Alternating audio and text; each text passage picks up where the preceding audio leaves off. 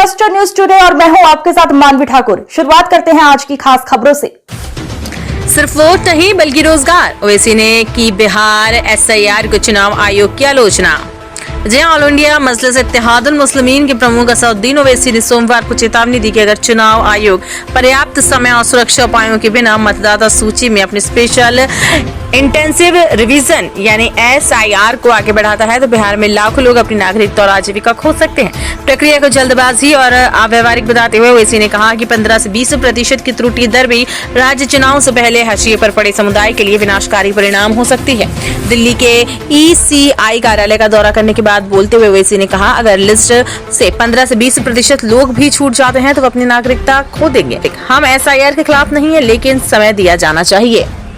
बाद में हो उनके लिए बड़ी दिक्कत पेश आएगी और अगर नाम उनका नहीं आएगा तो फिर उनको वोट डालने का इख्तियार नहीं मिलेगा और फिर ये जो एक्सरसाइज को इलेक्शन कमीशन खुद अपने उसमें नोटिफिकेशन में कह रहा है कि ईआरओ और ईआरओ सिटीजनशिप एक्ट 1955 में कॉम्पिटेंट अथॉरिटी को नोटिस बोल सकता है। अब जिसका नाम नहीं आएगा वो तो अपना वोट भी खो देगा, उसकी लाइवलीहुड का भी उसको एक नुकसान हो जाएगा। तो ये सब बातें हमने उनके सामने रखी। बहुत देर तक हमारी मीटिंग हुई। उन्होंने अपनी बात को कहा, उन्होंने भी बताया हमको। अब ये हमारी आज की मीटिंग की ये माने मोटा मोटा ये जो हुआ एक के बाद पहले मैडम को विपक्षी पार्टियां जो दूसरी है वो सुप्रीम कोर्ट पहुंच गई है इस मुद्दे को लेकर, कह रही है एसआईआर जो है वो कहीं न कहीं इस वजह से भी किया जा रहा है ताकि बीजेपी को फायदा हो सके।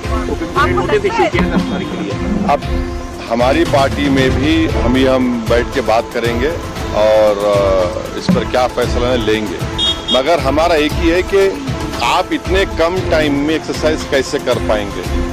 बहुत टाइम कम है। एसआईआर में भाई जो लोग जो अपना एड्रेस चेंज कर लिए उनको क्यों आप पूछ रहे हैं बर्थ सर्टिफिकेट। माइग्रेशन होता है, अब क्या करेंगे वो लोग। मैं हैदराबाद में बैठा हूँ, तेलंगाना के मुख्तलिफ गाँव से हर मेरे ऑफिस को कभी 10 लोग कभी 20 लोग बिहार के आते कि हम यहाँ पर लेबर हैं, बताओ हम क्या करना चाहिए। अब उनके पास पैसे भी नहीं है वापस जाने बिहार को। परेशानी वो होगी क्योंकि लॉ तो बोल रहा है कि उनको रहना पड़ेगा वहां पर। वो गए इसलिए कि बिहार में कुछ है ही नहीं, कोई सरकार ने उनका रोजगार का इंतजाम किया ही नहीं, तो मजबूरी उनकी है, बाहर बैठे हैं। तो ये सब प्रॉब्लम्स हमने ईसीआई के सामने रखे, हमने कहा इसका तो आप सोल्यूशन निकालिए।